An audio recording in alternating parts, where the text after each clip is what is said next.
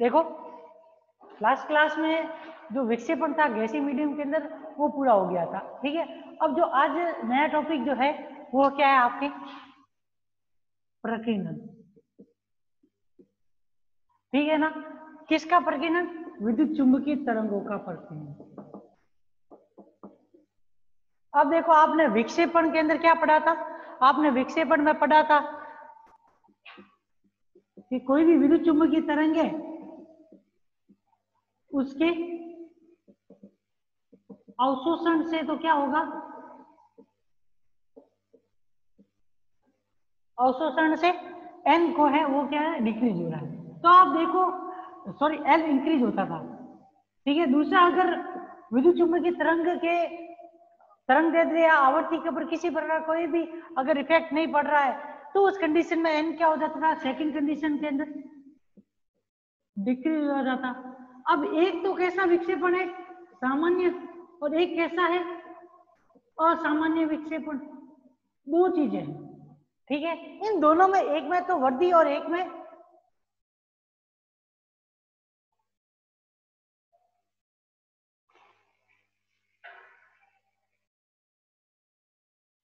ठीक है। तो देखो इस विक्षेपण के अंदर क्या था, जब भी तरंग का अवशोषण होगा तो उस कंडीशन में उसका अपवर्तनांक बढ़ जाएगा, अदरवाइज अपवर्तनांक डिक्रीज हो जाता है तो उस कंडीशन में सामान्य विक्षेपण, और इंक्रीज हो जाए तो असामान्य विक्षेपण।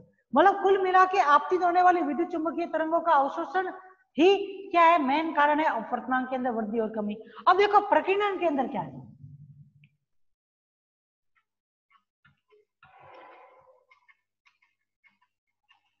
प्रकीर्णन, इस प्रकीर्णन के अंदर भी वही की वही चीज है, सेम।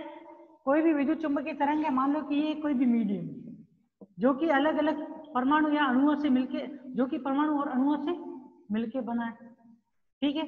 जब आपने इसके ऊपर क्या किया, कोई भी विद्युत चुंबकीय तरंग को क्या किया, इंसिडेंट किया, तो उस कंडीशन में क्या हो, इस परमाणु या अणुओं के अंदर जो आवेशों के रूप में इसके अंदर दोलित्र उपस्थित होते हैं। तो क्या आपको मालूम है विद्युत चुंबकीय तरंग इंसिडेंट करते हो तो इससे पहले भी आपने पढ़ा था कि माध्यम के इलेक्ट्रॉन के अंदर जो अणु या परमाणु होते हैं उसके धनात्मक और ऋणात्मक आवेश जो होते हैं वो क्या होते हैं, विस्थापित हो जाते हैं।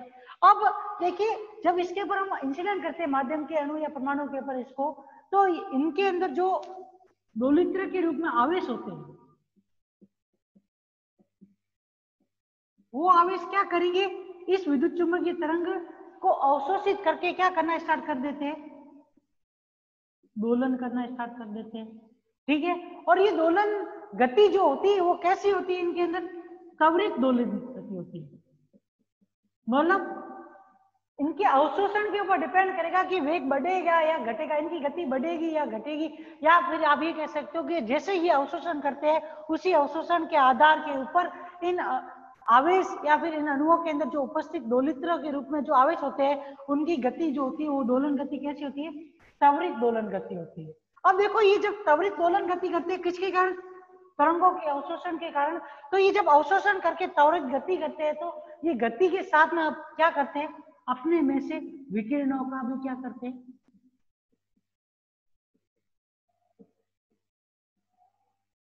का उत्सर्जन भी करते हैं। तो ये जो उत्सर्जित विकिरण होती है, जो उत्सर्जित विद्युत चुंबकीय तरंगें जो होती है, उन्हीं उत्सर्जित विद्युत चुंबकीय तरंगों को कौन सी तरंगें बोला जाता है, प्रकीर्णित तरंगें। और ये घटना जो होती है वो क्या कहलाती है, प्रकीर्णन कहलाती है। मतलब कुल मिला के इतना सा ध्यान रखना कि किसी भी माध्यम के अंदर उपस्थित आवेश के रूप में जो दोलित्र होते हैं वो क्या करते हैं, विद्युत चुंबकीय तरंग को अवशोषित करके क्या करते हैं, गति करते, दोलन गति करना स्टार्ट कर देते हैं। तो दोलन गति के दौरान उनकी जो गति होती है वो कैसी होती है, त्वरित गति होती है, जिनके अंदर उसका क्या होता है, वेग बदलता रहता है। मतलब उनकी गति क्या होती है, समय के साथ परिवर्तित होती रहती है या अवशोषण के साथ में परिवर्तित होती रहती है। तो उस कंडीशन के अंदर ये जो त्वरित गति होती है उस त्वरित गति के साथ में ये आवेश या इलेक्ट्रॉन क्या करते हैं, अपने में से विकिरणों का या तरंगों का क्या करते हैं, उत्सर्जन करते हैं।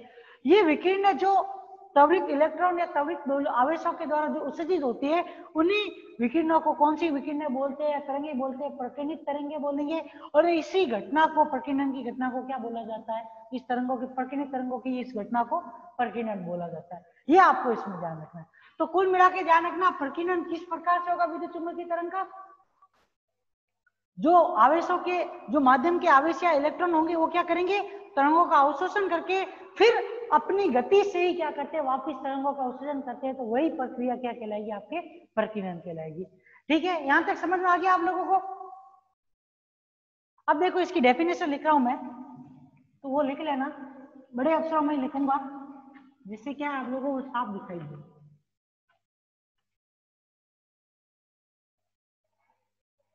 विद्युत चुंबकीय तरंगों में वो का प्रकीर्णन। अब देखो, अब इसमें डेफिनेशन में, जब कोई विद्युत चुंबकीय तरंग आवेशित कणों या कणों के निकाय या किसी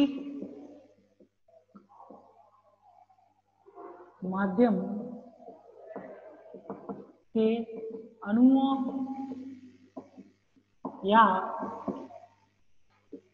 परमाणुओं पर आपतित होती है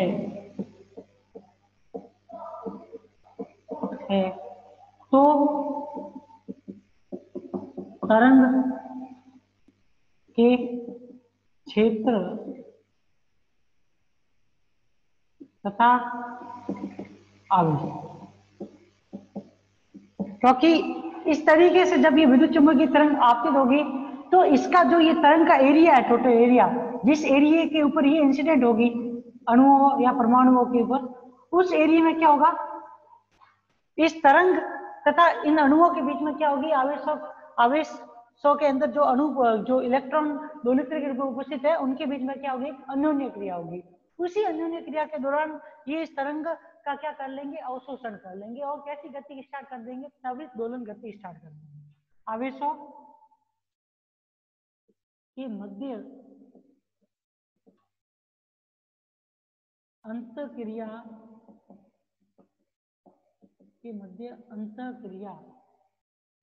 के कारण आवेश आवर्ती रूप से दोलन करने लग जाते हैं।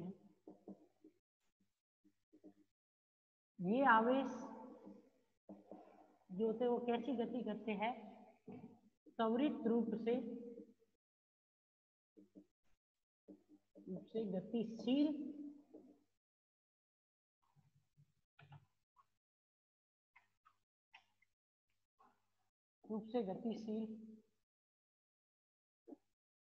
होते हैं। अतः वे कैसी गति करते हैं, त्वरित गति करते हैं। इस प्रकार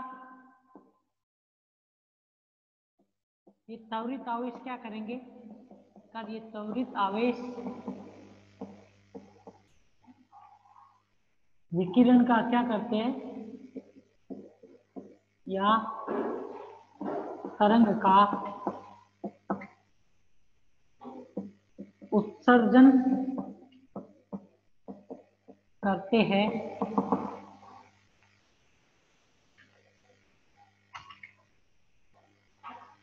जो कि क्या होती है, एक प्रकीर्णित विकिरण होती है।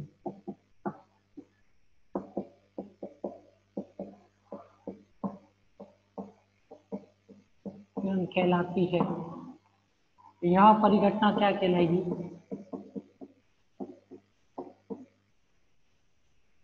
प्रकीर्णन कहलाती है। मतलब एक तो न्यूक्लियर फिजिक्स में देखो और एक इसमें देखो, दोनों में चेंज इतना सही है। न्यूक्लियर फिजिक्स में आप प्रकीर्णन पढ़ते थे तो स्कैटरिंग के अंदर क्या होता था, जैसे जैसे कोई भी बाहर से आने वाला कण नाभिक के पास में आता था तो वहां से वो अपने पथ को परिवर्तित करता था। पर यहाँ पे क्या होगा, प्रकीर्णन के अंदर विद्युत चुंबकीय तरंगों का अवशोषण होगा। अवशोषण होने के बाद में उन आवेशों के पास में कैसी गति हो जाएगी, वो आवेश अवशोषण के दौरान दोलन गति करेंगे, फिर दोलन गति करते हुए क्या करेंगे, विकिरणों का अवशोषण करेंगे। तो वह प्रक्रिया जो होगी वो विद्युत चुंबकीय तरंगों में क्या कहलाएगी, प्रकीर्णन की घटना कहलाएगी। अब देखो यहाँ पे ये जो प्रकीर्णन हो रहा है या ये प्रकीर्णन की घटना जो हो रही है वो कितने भागों में हो रही है, दो भागों, मतलब यहाँ पे प्रकीर्णन जो हो रहा है विद्युत चुंबकीय तरंग का, उसको होने में कितने, दो भाग। आप ये कह सकते हो ये प्रकीर्णन की घटना दो भागों में विभक्त हो जाती है। एक तो पहला भाग क्या होगा,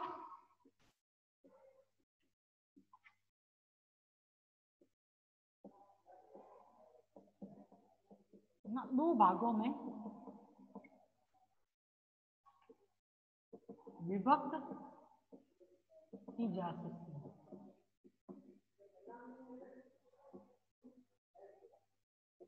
ठीक है, अब इसमें पहला भाग क्या है, पहला भाग तो आप लोगों का ये हो गया कि जब भी विद्युत चुंबकीय तरंग इंसिडेंट होगी तो उसमें जो अवशोषण वाला प्रोसेस होगा वो इसका क्या होगा, फर्स्ट पोर्शन होगा। और अवशोषण के पश्चात जो सेकंड प्रोसेस होगा जिसमें विद्युत चुंबकीय तरंग वापस क्या हो रही है, उत्सर्जित होती है, वो इसका क्या होगा, सेकंड पोर्शन होगा। तो आप प्रथम भाग में क्या ले सकते हो, प्रथम भाग में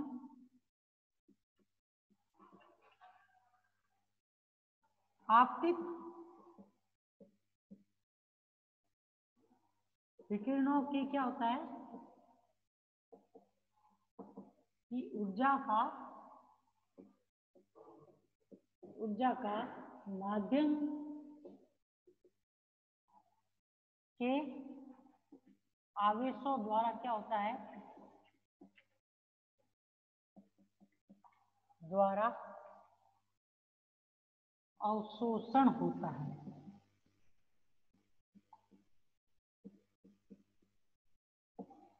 ठीक है, और सेकंड द्वितीय भाग में क्या होगा,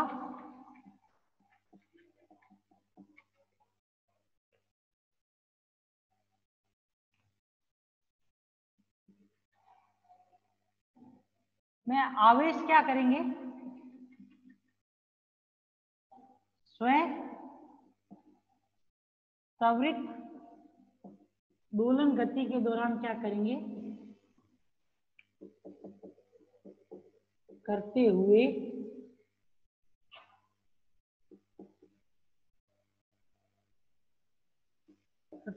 प्रकीर्णित विकिरणों के रूप में क्या करेंगे, के रूप में ऊर्जा का क्या करेंगे, का उत्सर्जन करते हैं। ठीक है ना, तो दो प्रोसेस है, एक में ऊर्जा का अवशोषण होगा तब वो गति स्टार्ट होगी और वो गति अवशोषित की गई ऊर्जा के ऊपर डिपेंडेंट होगी और इस वजह से ये गति जो होगी वो कैसी गति होगी, त्वरित गति। सेकंड प्रोसेस में क्या होगा, यही आवेश गति करते हुए अपने में से क्या कर लेंगे, प्रकीर्णित, या फिर आप ये कह सकते हो अपने में से तरंगों को विद्युत चुंबकीय तरंगों के रूप में क्या करेंगे, एक ऊर्जा को उत्सर्जित करेंगे।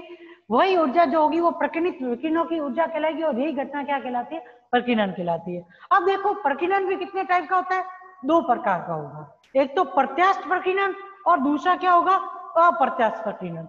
अब इन दोनों में अंतर क्या है, इन दोनों में मेन पॉइंट तो आप लोगों मान लो डिफरेंस इतना सा ही होता है कि जो प्रत्यास्थ चक्कर और अप्रत्यास्थ चक्कर पढ़ते हो वैसे के वैसे इसमें क्या होगा, प्रत्यास्थ प्रकीर्णन और अप्रत्यास्थ प्रकीर्णन। आपतित होने वाली और प्रकीर्णित होने वाली दोनों ही तरंगों की अगर ऊर्जा समान रह जाती है, या फिर ये कह सकते हो कि आपतित होने वाली विकिरण और उत्सर्जित होने वाली विकिरण दोनों की ऊर्जा अगर समान हो, या फिर आप कह सकते हो कि अगर ऊर्जा का किसी प्रकार का कोई भी हार्स नहीं हो रहा है, तो उस कंडीशन में वो प्रकीर्णन कैसा होगा, प्रत्यास्थ प्रकीर्णन। और सेकंड प्रकीर्णन ऐसा जिसमें आपतित और प्रकीर्णित तरंगों की ऊर्जा के अंदर कुछ अंतर आ जाता है, या फिर कुछ ऊर्जा जो है प्रकीर्णित विकिरण के रूप में हमें कम प्राप्त होती है, तो उस कंडीशन में वो प्रकीर्णन कैसा प्रकीर्णन होगा, अप्रत्यास्थ प्रकीर्णन। तो सेकंड, अब इसके अंदर आप क्या कह सकते हो कि प्रकीर्णन जो है कितने प्रकार का होगा, दो प्रकार का। प्रकीर्णन कितने प्रकार का होता है? 2 प्रकार का होता है।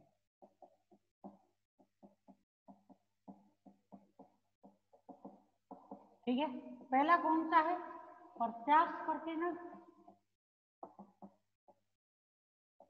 और सेकंड क्या है? अप्रत्यास्थ प्रकीर्णन। ठीक है, प्रत्यास्थ प्रकीर्णन में क्या होगा? ऊर्जा की हानि नहीं होगी।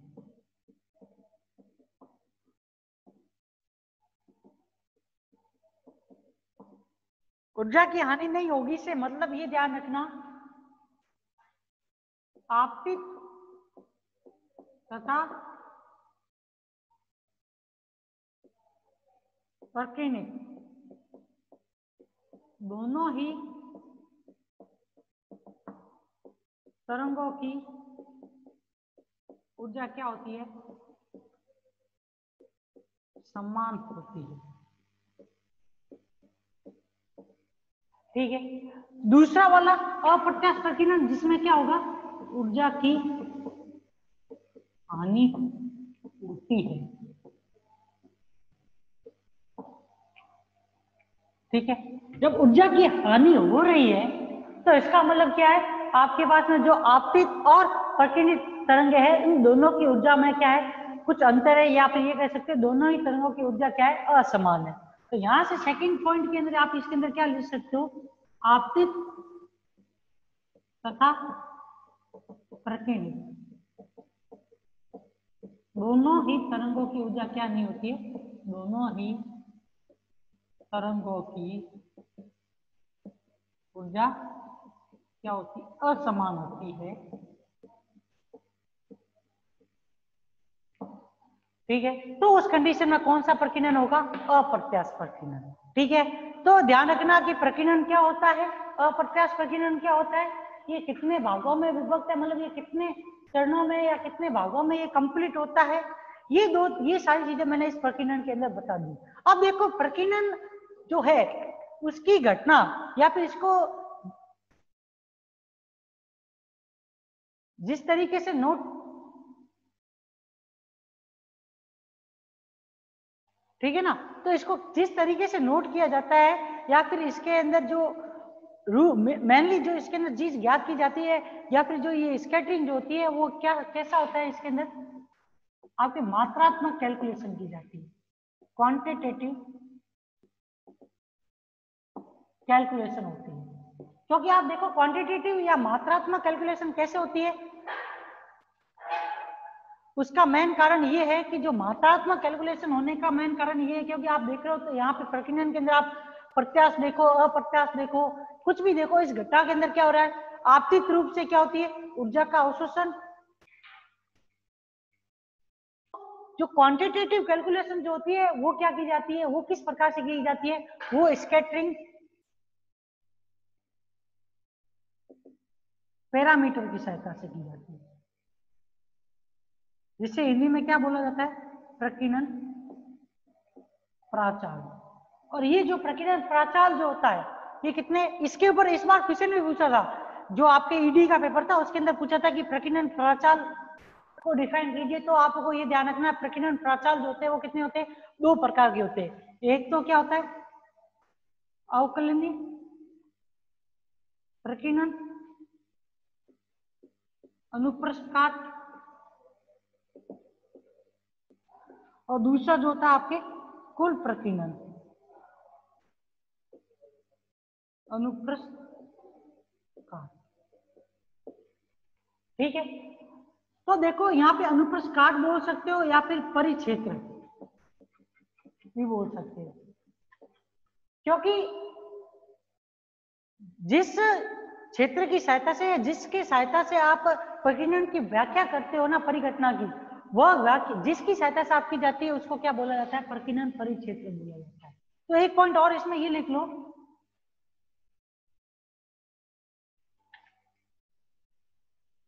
जिस भौतिक राशि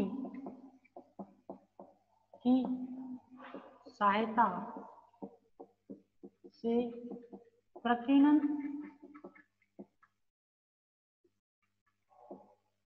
घटना की व्याख्या की जाती है